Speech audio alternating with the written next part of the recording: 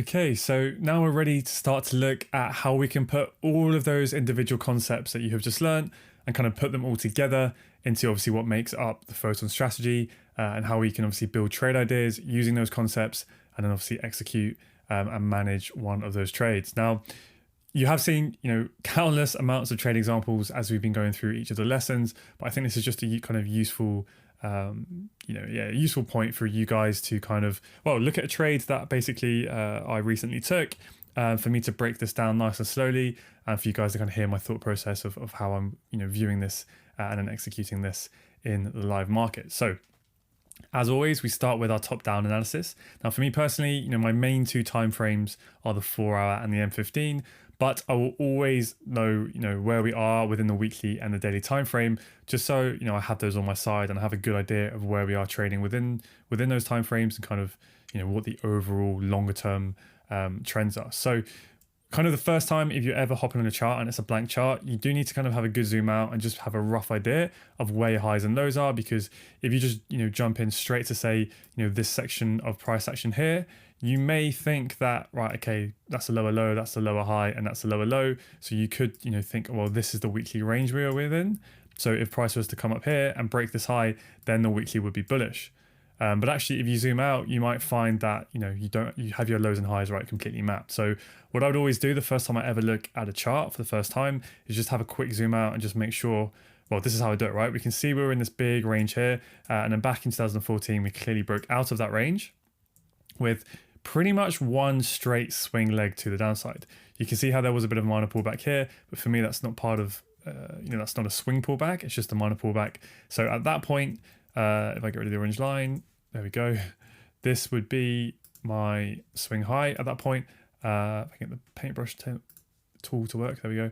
That'd be my swing high, and that would be my swing low, okay? So we start to pull back, and then eventually we come down, and we break that low. If I draw the line across, you can see that.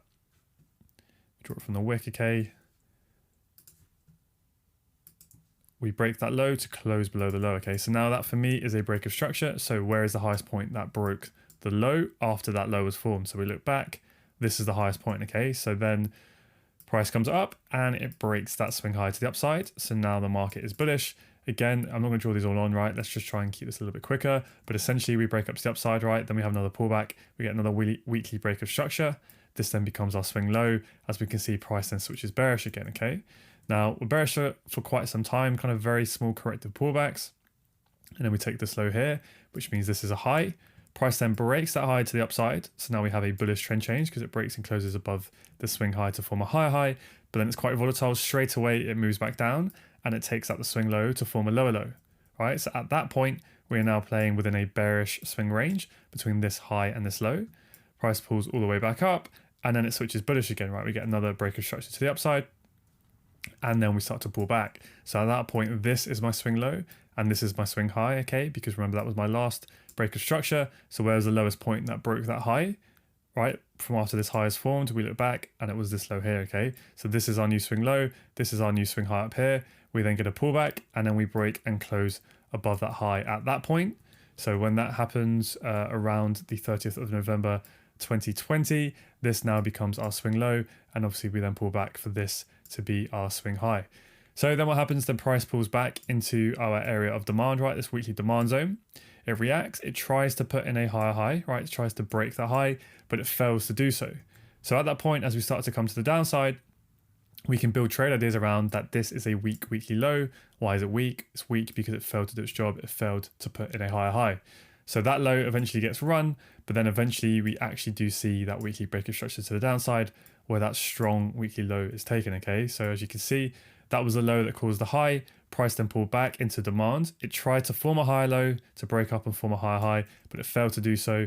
That weak low got run, and then eventually the strong weekly low got broken right here where we had that weekly break of structure to the downside.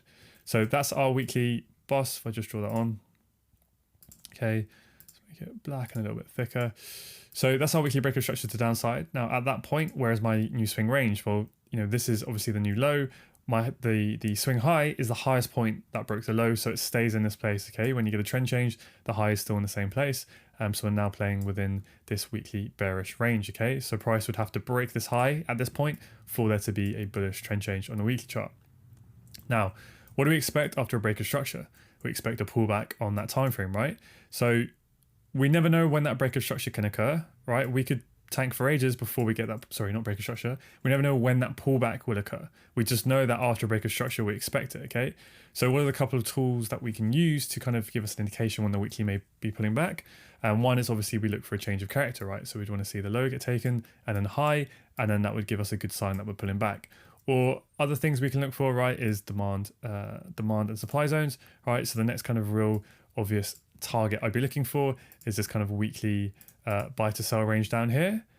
Or, well, you can see that it was a flip zone, right? Because we had this weekly supply zone. Price came up into that supply, it reacted, and then it pushed up, led to that bullish trend change, right? Remember when we got that weekly break of structure? So this now becomes a good supply to demand flip, a good area for us to look for shorts to target into before we may see that weekly pullback back up into some of these, points of interest up here. The only other area I'd maybe keep an eye on is these sell to buy wicks here, but it's a bit more of a daily zone that we can probably see more clearly when we jump down to the daily chart. But the kind of main point I would want you guys to take away from when I'm kind of analyzing the weekly chart like this, it's just that I'm aware we've switched bearish, we've broken structure, it's possible we could have a bit of a pullback, and I'm expecting essentially this to continue down, right, at least down into around this range demand down here. Now coming into the week of price action that I'm actually looking for this short trade that I took on Eurodollar, what I had noticed is we had a bit of a minor pullback and we pulled back into this previous buy to sell range. Okay, so this buy to sell is a range created supply, right? It's a minor or a decisional created supply that led to the break of structure. Price has just pulled back into that, and then you can start to see that bearish sensitivity coming into price action as well. So that was a bit of a long-winded way of me breaking down the weekly chart there, but that's kind of just because, I'm doing this from a completely blank chart, and I'm just kind of trying to drive the point home of just making sure that you do zoom out the first time you ever analyze a completely blank chart, just to make sure you know where your weekly swing range is. Because remember, as I was saying at the start, if you jumped straight in and suddenly thought that's your weekly range and then we moved up, you would think we're bullish, but actually we're not, because the weekly range is this, right? So actually, if we just we could pull all the way up here and we'd still be bearish, right? We could still form a lower high. So that's kind of just the long-winded point I really wanted to drive home there. But in terms of just talking about the analysis for this trade, right, as complicated as the weekly chart analysis needs to be, at least for me, the way I trade, is that we've had a weekly break of structure. We are heavily bearish, right? The long-term downside momentum, or the long-term momentum, is to the downside, but I am expecting we could potentially have a little bit of a weekly pullback. We have just tapped into that previous buy to sell range, so now we can look to potentially target this small weekly low there, down into around this kind of demand created level down here. Daily chart, let's have a look. So the daily chart is pretty simple. I mean, you can see those sell to buy wicks on a weekly chart. It's essentially this sell to buy demand zone on the daily chart. So that'd be our next sort of key level that we could potentially target on the daily. Now, if we zoom in a bit more to the daily range, nice, clean, trending price action here. So lower low, pull back to form a lower high, lower low, lower high, lower low, lower high. And then this is all one swing run to the downside. Okay, so this was our last break of structure on the daily chart there.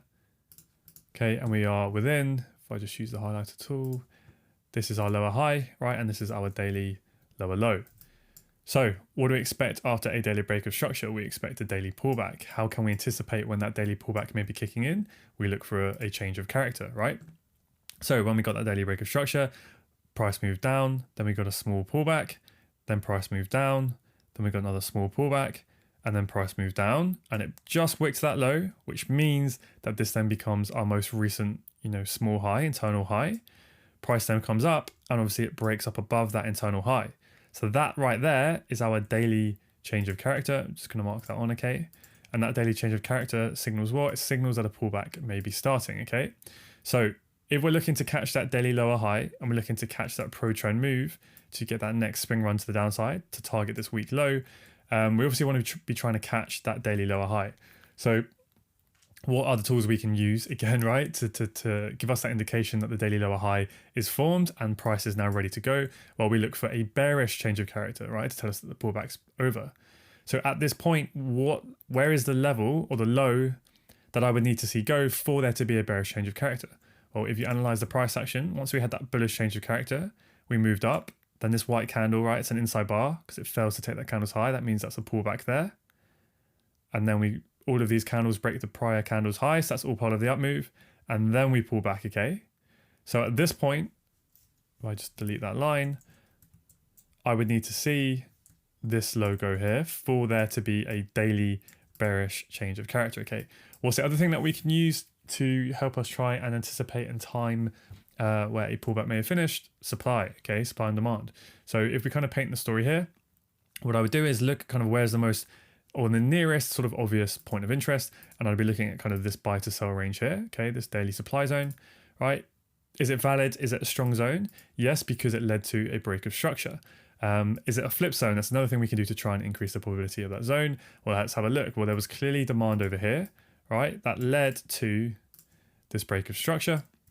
So that's a pretty decent daily demand zone. You can see it's swept the liquidity below those lows as well. Price then came into that demand. Now we get the reaction. Remember, the reaction is key. Why? Because that validates that this is a decent demand level. It validates that there were, a decent amount of buy orders in there. Price tries to go up. It tries to make a higher high, but it fails to do so. And then what happens? Then supply steps in and causes the reaction to fail. So the moment we close below the base of the reaction, demand has now failed and flipped to supply, which also led to the break of structure, okay? So this is a structure zone and it's a flip zone, okay? All right, so that's a decent area of interest for us to potentially look for a daily lower high to form. So let's just play price forward a little bit. So we tap into that range and then we get a very, very solid and sharp reaction, clearly showing that there's an overwhelming imbalance of supply entering into the market. And we also now have that daily change of character. So now it's all systems go right to try and look to at least target this daily low or potentially come down in towards this next daily demand level, okay? Now, if you remember, not always, right? It's not a guaranteed rule, but what most likely are those daily changes of characters on the 4-hour time frame? Well, they usually breaks of structure on the 4-hour time frame. So that bullish change of character on the daily to initiate that pullback is most likely a bullish trend change on the 4-hour chart, a swing break of structure to the upside. Likewise, I've actually drawn this wrong because at this point here, right, when price moves up and then we pull back and then we take the high, right, we take that high, then you'd have to adjust your chalk line to the most recent low, which would be this low here, okay? And then within the very next day, then we come down and have that bearish change of character to the downside, okay? I'm just gonna drag this out so you can see a little bit clearer. So hopefully that makes sense. All right, we moved up, we pull back. Once we take the high, that then validates that this is a low, right? Price then hits into supply, and then we have our bearish change of character, which is most likely on the 4-hour chart, not always, but most likely a bearish trend change. So I'll just show you the 4-hour trend here, right? We have this swing movement to the downside. We then pull back to form a lower high. We move down to form a lower low. We pull back to form a lower high. We then come down. Do we break that 4-hour low? Let's have a look. Draw it from the wick, draw it across. Okay, now we've had a 4-hour bearish break of structure down here because we closed below the low. So when we close below the low, where is our swing lower high? It's the highest point that broke this low after it formed. So after it formed, where's the highest point? It's up here, okay? So this becomes our 4-hour swing high, which you can see was our bullish daily change of character, that dotted line, as the 4-hour trend, the swing trend switched bullish. Okay, so at this point here, when we close above, that is the 4-hour swing trend switching bullish. That is a swing boss to the upside, which was the daily change of character, which is allowing the daily to pull back, okay? So the 4-hour trend switched bullish for the daily to pull back up into supply, okay? So we get another pullback, and then we take the high. All right, so we get another 4-hour boss to the upside, then we pull back again. We do not breach that swing low, okay? The 4-hour trend stays intact, and we get another break of structure to the upside. So let me just draw that on. And then we tap into our daily supply zone, and then we get a huge reaction to the downside where we get that daily bearish change of character. What is that daily bearish change of character? It is a 4-hour bearish trend change, okay? That's where the 4-hour swing trend changes to the downside. It changes bearish because we take out this 4-hour higher low to form a lower low. Okay, so now at this point, what has happened? We have had our daily break of structure. So we anticipated a daily pullback, right? The 4-hour switched bullish when we got that swing break of structure to facilitate that daily pullback. It then tapped into daily supply, where we then got the 4-hour then switching bearish as it took out the high low to form a lower low. So now the 4-hour is bearish, the daily is bearish, and the weekly is bearish. So now we are looking to target at a minimum this weak daily low. Why is it a weak daily low? Because it failed to take out the daily swing high, okay? So now all the timeframes are aligned. We don't just want to jump in short here, okay? Ideally, we want to see price pull back to an area of value. Usually at minimum, the previous buy to sell range, right? This buy to sell range, usually price will come into that, and then you'll see that movement go. The nearest POI is what I'll usually draw on. Now you can see this is kind of just one big straight candle down on the 4-hour chart. So really the nearest supply zone I can see, other than if you were to take the whole buy to sell range, as in this whole buy to sell range, I'll draw on this whole buy to sell range, what would that be in the daily chart? It's most likely just that daily bullish candle, right? That's then engulfed. So I want to be a little bit more refined on the 4-hour chart. The nearest sort of supply POI I can see is those buy to sell wicks. Okay, so I'll just draw that on. All right, so now we can look for price to pull back up into this area, or we can wait for price to pull back and form a bearish change of character if it does not tap into our supply, right? Because remember, it does not have to tap into our supply. So let's see, are we going to get a tap into supply? Nope, but what we have is a low. So at this point, right, I'll be looking for price to come into supply. But if price takes out this low here, we would have had a bearish change of character. Okay, so let's just keep track of this a little bit more. Are we going to tap into supply? No, we don't, but we don't have to. We've now had a bearish change of character on the 4-hour chart. So remember, this is our swing range on the 4-hour chart, this high here and this low here. We've had our breaker structure for the trend to switch bearish to align itself with the daily and the weekly. We've pulled back. We were looking for price to come into our supply POI to look for entries, but we don't have to hit it, remember, for a lower high to form, okay? But when we get a bearish change of character to the downside, so the internal structure is now aligned with the swing structure, right? So the pullback is likely to be over. Now we can look to get short on the lower time frames to target the week 4-hour low and ideally the daily low as well, which is obviously quite near the 4-hour low. Right, so let's just put this forward a little bit to see what happens, because at this point here, this is around New York. What happens? We try and then break that 4-hour low to form a lower low, but you can see price wicks it, so it's just a liquidity grab and closes back up above that low. So that at that point is not a break of structure just yet. Remember, we need a close below. So we fast forward this a little bit. What time is this at now? So this is the daily close around that time. So I'm just going to bring this forward to around the time that I get to my charts, okay? So again, what are we looking for? We are looking for, well, the price has pulled back to our daily supply zone. We think the daily pullback is over. The 4 hours now switched bearish. The 4-hour has had a pullback. It didn't quite meet the area of supply that we were looking to get involved with, but we have had a bearish change of character to the downside. We tried to make a lower low. We failed to do so, but it's pretty likely, we're still going to run this week low and this week daily low.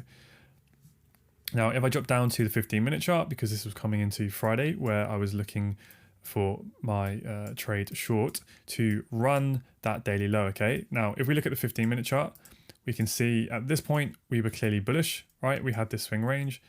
Map it back slightly. Okay, so actually, this was the 4-hour swing high and swing low. And at that point, that range, that 4-hour bearish range, the 15-minute was actually the same range, because for me, this is why you go back and paint the story a little bit, right? That would have been the 15-minute low down here. It was one straight push up to form a higher high. And then we took out the low, which means this would be our high. So you can see how the 15-minute swing range is the same as the 4-hour swing range at this point. Sometimes that can happen.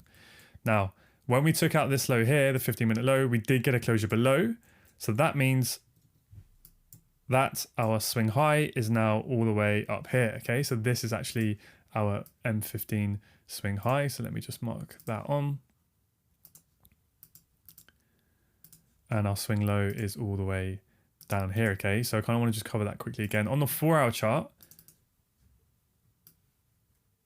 just zoom out. This is still our swing high and our swing low, because we tried to break to the downside, but we just wicked it. We haven't closed below yet. If we were to close below this low, then this would become our lower high, but that hasn't happened yet. However, on the 15-minute chart, because our low was in the same place as the 4-hour chart, as well as the 15-minute chart, the 15-minute chart did actually close below. So that means we have a new swing range that we're within, and our new lower high is now here, okay? So we're playing within a little bit of a smaller range on the M15 than we were on the 4-hour chart, okay? Now, coming into the London session for this Friday, the 5th of November, I'm aware that price could pull all the way up towards the top of this range, okay? And that's ideal, right? We want to be really selling kind of the high in the range as much as possible, but of course, price does not have to do that. So where is the Just gonna bring this back a little bit back to around 6 a.m. when I get to my desk. So around this time, right? What I do is I just literally mark out the ranges that I'm in. I know where my 4-hour and my 4-hour swing high and my swing low is. I know where my M15 swing high and swing low is now, right? And I know I want to be getting short to target the weak M15 low, to target the 4-hour low, to try and get the 4-hour close below that low, and to try and get the daily, you guessed it, to take out the weak daily low, right? You can see that. So now all the M15, the 4-hour and the daily are all aligned. We're literally just trying to find that final point where price is going to pull back into to find the supply that it needs in order to take out all of those weak lows. So this orange range is the M15 range we're playing within. It's quite a large range, but what I do is I mark out the kind of, the decent POIs that price is near. We have this buy to sell here on the M15. It's a pretty decent supply zone, right? It's a nice sharp pullback and a nice strong push down. So it's obviously a strong zone because it caused and led to a break of structure. Now, how else can we validate the zone? Let's see if there's any, let's paint the story a little bit. So we can see we had this demand over here, right? That clearly took out these highs, right? Pricing came down into that demand level. It reacted, it pushed up, and then supply came into the market for the demand to flip to supply. So that's a pretty decent supply level, right? So we're just following the money here. We're following where the orders are exchanging hands for this whole move to set up. And that's why you can see that when supply came in and pushed price down through demand, price pulled back into it, mitigated the remaining orders that were left in there. And that led to a sharp move that led to that M15 break of structure. So if we're following the money and we're following those series of mitigations, this is at a pretty decent level where that supply last entered into the market. Now coming to my desk around 6 a.m, what you typically see during Asia, so all of this corrective price action within a small range, that is what's called the Asian session range. We can now see we're starting to form a little bit of a double top here. What do we also have? We also have a double bottom at the bottom of the Asian range. So there's tons of liquidity building either side of this range, right? Loads of buy stops above these highs. For anyone who's already short, their stop loss is going to be here, right? Obviously, if they're short, they need to buy back their position if they get stopped out. That's why there's loads of buy stops there. Anyone who's looking to buy the breakout, they think it's going to the moon if we break these highs, they're going to be buying there as well. So there's tons of liquidity for large, in theory, large smart money, the institutional money that looks to want to short here, right? Where that supply is entering to the market. What do they have? They have tons of buy side liquidity to fill their sell positions in order to, essentially use that to facilitate their transactions, to reduce as much slippage that they may experience as possible. And then what do we also have? We have liquidity to target, right? To fuel that moves to the downside, where there's tons of sell side liquidity below here. Anyone who's long from the double bottom or looking to sell the breakout. So again, just to quickly summarize this, we have had the daily pullback to, I'll zoom out, we've had the daily pullback to supply, right? We've waited for the 4-hour to now switch bearish. The M15 switched bearish at the same point because we were within the same range, the 4-hour and the M15. Now the 4-hour failed to, get rid of those lines, failed to close below the low. So the 4-hour high is still up here at this point. However, on the M15, we did get a closure below. So we just look at where was the highest point that took out this low.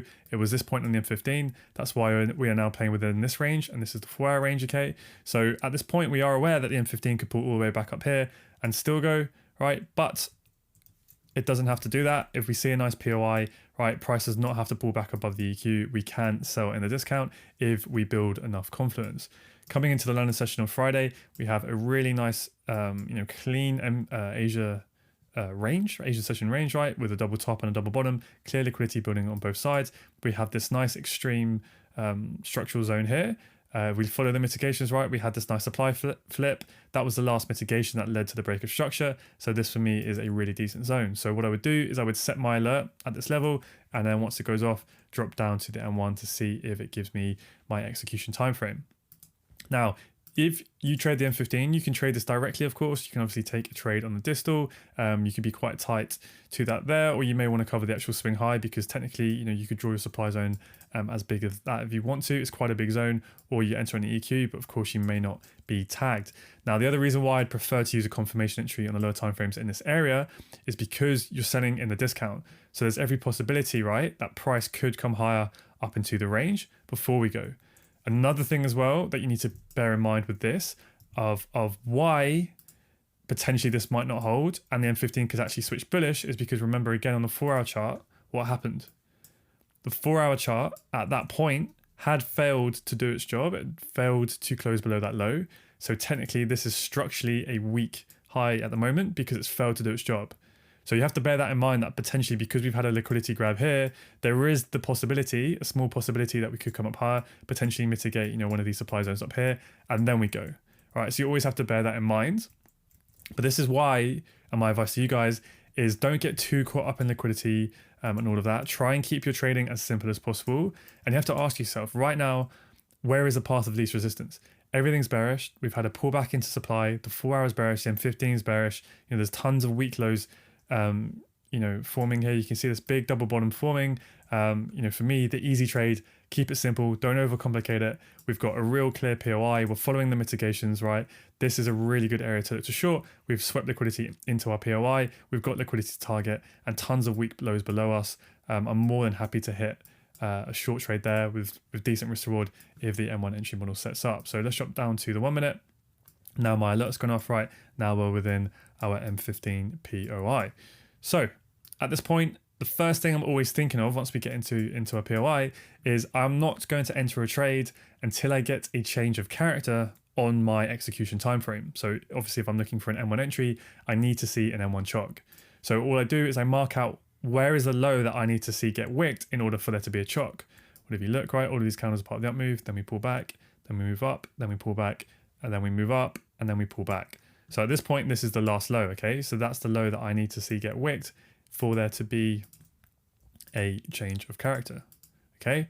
So price is into our POI. Let's play this forward a little bit and see what happens. We're building those nice equal highs. So now we have those highs get swept, right? They get liquidated. Anyone who's, short early. Now, when we break up that high, that means I need to adjust this to the most recent low. Now, for some of you, that may be there for you. For me, I am as aggressive as you can be with change of character.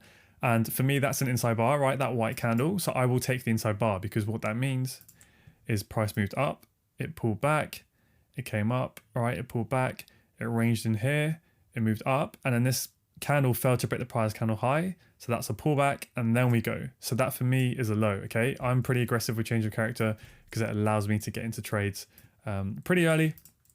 So now we've had a hard time frame mitigation into our zone. We've had a liquidation. Now all I'm waiting for is that change of character before I look for an entry. Okay, now we've wicked that low. We have had a change of character. So now what I'm looking for is for the flip, right? I'm looking for where is price going to react to show me where the demand is. So play it forward. We move down. Okay, now we move up, okay? We have this bullish movement back up. So now what I do is I look left and go, does it make sense? I'll be reacting off something to validate a level of demand. And it looks like we are reacting off this wick, right? This fractal refinement. There will be a nice clean 15-second demand zone within there. So that reaction, that pullback tells me that there's M1 demand here. Okay, so now I've had my hard time frame mitigation, liquidation. I've had my change of character. Now we are moving into demand. So now what I need to see is I need to see this demand level fail. So I mark out the base of the reaction, right? And now what I want to see is price break the base of this reaction. And that will show me that supply is in control. So let's see. Okay, now we have broken and closed below. So now we have a confirmed flip. So remember, price has come into our level of demand. It's reacted, which validates our level of demand. It's tried to put in a higher high, but it's failed to breach the high, so it's failed to do its job. As soon as price then breaks and closes below the base of the reaction point, now demand has flipped to supply, okay? So where did that supply come into the market in order to take control, in order to overpower demand? Well, it's from the base of the reaction to the high of the reaction, okay? Because that is the buy to sell, that is the supply. So anywhere within this buy to sell, that box, anywhere within that orange box, is the supply that came into the market to overpower demand and take control. So now you essentially can short anywhere within this box. Okay, it's about a 2-pip sized box, and that's more than valid, obviously, depending on what your trade plan is. For me, currently at the time of recording, I like to trade with a fixed 2-pip stop loss on euro dollar. And what I'll tend to do is take the whole range like that. And if I can get my 2-pip stop above the high protected, then I'll take that. Now, in this case, right, I wanted to cover this swing high because I wasn't sure, especially as it was unmitigated, if price would maybe come up to that extreme zone there, okay? So what I did is I took a trade around here and I had my stop just above the high. Now, because this all happened quite quickly, right, and price is here, at this point, the moment price has closed below, this is literally when you need to be ready to enter, okay? You have to be quick within one chart, because what can happen at this point, right, price is here, is the very next candle, price can tap in, like literally with the next candle, and then you're off. So that's why you have to be really mechanical and know exactly what you're looking for. And I know that once I've had my liquidation, right, into a higher time frame mitigation, I've already had my change of character. The last thing I need to see is the flip, right? We've had the reaction, price has now broken and closed below the base of the reaction. So I know where the flip is, I know where the supply is that took control. This is where I want to enter. So now the moment that price enters this box, I need to be ready to get short, okay? So the next few candles, price basically moves into the zone, and then this is where I didn't have enough time to set an order, so I just hit a market execute, right? Around here as price came in. Let's see, I think we moved up a little bit higher. Yeah, there we go. Because I ended up getting a 1.7 pip stop, but I had my stop just above the high, so it was roughly around here. And then I got tagged into the trade, and then yeah, obviously just let this play out. So think about targets, right? Where do we want to target this trade? Well, if you zoom out, right, my ultimate target, like I was saying this entire time, was to target that week daily low, right, which is all the way, I think further than actually. Anyway, you know where the week daily low is, it's pretty near that 4 hour low, right? Or at a minimum, if we think we've caught the daily, the M15 lower high, I should say, we can target that low there, right? Now, at this time, this was a trade on Friday, and NFP was coming up around midday. NFP is basically US employment numbers. Typically, it sees quite a large intraday reaction, and I don't really want to hold the bulk of my volume through that trade if I'm running in decent profits. So my first decent target was this M15 low down here, because there's big double bottom there. I know there's tons of liquidity. And what do we expect after that liquidity is swept? Remember, we either expect a pullback or a reversal. So these are really good profiting take-it levels to take profit from, okay? So I just play that forward. Price was running around, yeah, just over 12 hour at those lows. And that's where I banked around 90% of my volume, okay? Now, the reason why I did that, like I just said, is because of price was coming into NFP, and I know there's a lot of large intraday volatility, so I just play price forward, and you can see what happened as the news came in. Now, typically what you'll see during kind of these news announcements, especially if price breaks a major swing low and taps into liquidity, is that move will often retrace. So when I had the small balance of the trade remaining, and I saw the news come out, I'm hoping, there we go. As soon as we broke those lows and we took the daily low as well, I knew it was very likely we were going to see a bit of a sharp retrace. And then that's when I banked my profit for around 23R. I'll just flash that up on the screen if I can edit that in. Essentially just manually exited the remaining volume at that point. So yeah, I kind of went through this trade almost painfully slowly. My thought process when I'm doing this live market is obviously a hell of a lot quicker. You don't need to be this pedantic, talking through everything, but I kind of just want to, obviously for some of you guys who are new, seeing these things for the first time, hopefully it helps to just really go through things bit by bit. Now, when you're in the live market, this is happening so slowly, right? On the weekend, you do your analysis, you know where all your swing highs and your swing lows are. Price is moving very, very slowly on the M15 and the 4 hour time frame. You're in the same swing range for usually a number of days.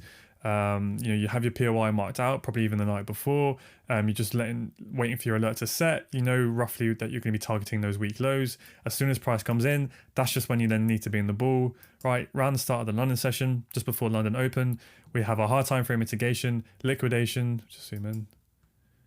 All right, chalk, wait for price to react. That validates our demand. Wait for price to close below the reaction. That shows me where supply took control, where demand flipped to supply. Let price come back into the area, right? Whether you set a limit or a market execution. I ended up covering the high, which was lucky I did because price did go a little bit higher than actually the zone. But this is where you got to be patient, okay, as well, and don't let emotions get in the way. You can see it's quite choppy and quite horrible price action, to be honest.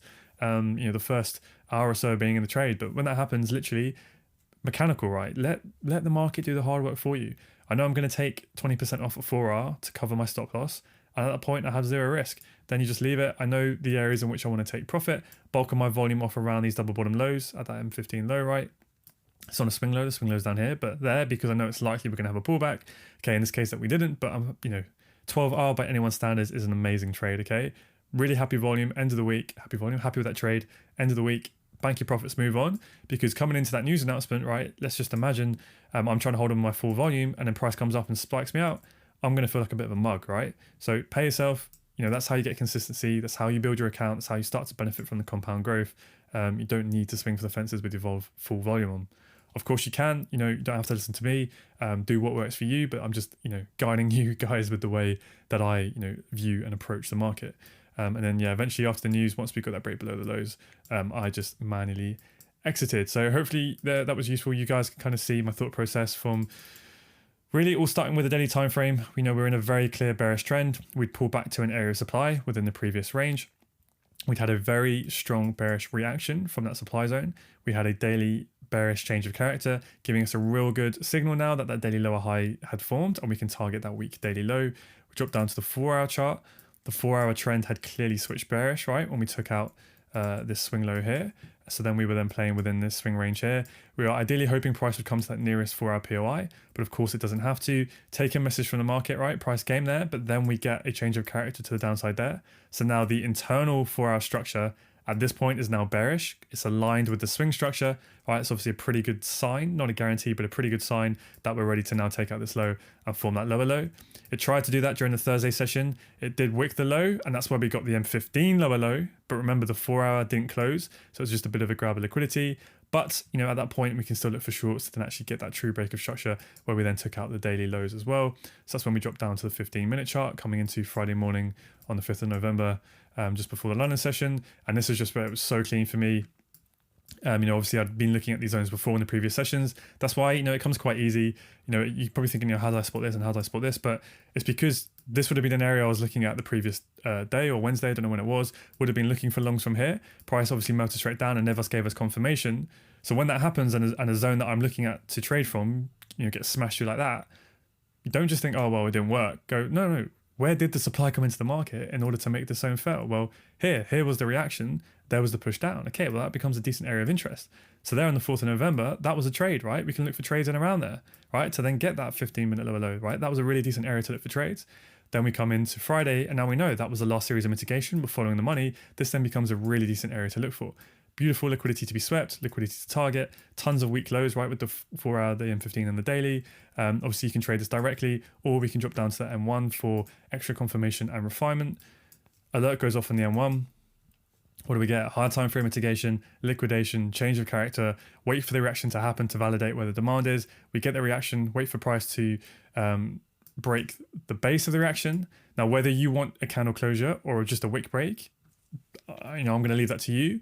Waiting for the candle closure will definitely boost your strike rate. It is more significant. Once we get the candle closure, you know that you can enter anywhere within that buy to sell range. If you trade ranges, some of you may not trade ranges. Some of you may always take the refined candle, and that's fine too, right? You would have been tagged in this point as well. Just clean it up, so you know what I mean, right? These are all where, there's optionality within the strategy on how you want to trade. Just try and be consistent with what you do, okay? So if you always take a single candle like that, the refined candle, always do that. Okay, so if price then taps into, let's just say, the base of the range and goes without you, you can't be pissed off. That's not a mistrade for you because it didn't meet your rules. So for me personally, I generally take the whole range if I can. Okay, let me summarize and keep this even more simple. I will draw my flip zone on the whole range, but remember, I always want a fixed 2-pip stop loss, and I need my stop loss to be protected. Protecting my stop loss defines where my entry goes. So if I know that this 2-pip can get me above the high, then that's where my entry has to be, okay? Which just so happens to be the EQ of the range, which just so happens to be around, on this refined candle, okay? But I will personally take the whole range as long as I can get my 2-pip stop protected where I want it protected. We get tagged into the trade. Now, a lot of people, right, they'll get tagged in and then they'll see price shoot up into their stop loss. They'll be emotional. They might think, okay, well, I'm going to take a loss. I don't want to take a full loss, and I'll manually exit the trade. Don't do that. Don't be that person, right? That's just, I'm trying to use PG words here. It's stupid trading, right? It's emotional trading. You're professional traders. You don't need to do that. The risk to reward is always hugely on your side with the strategy, okay? Once you've entered the trade, that's it, right?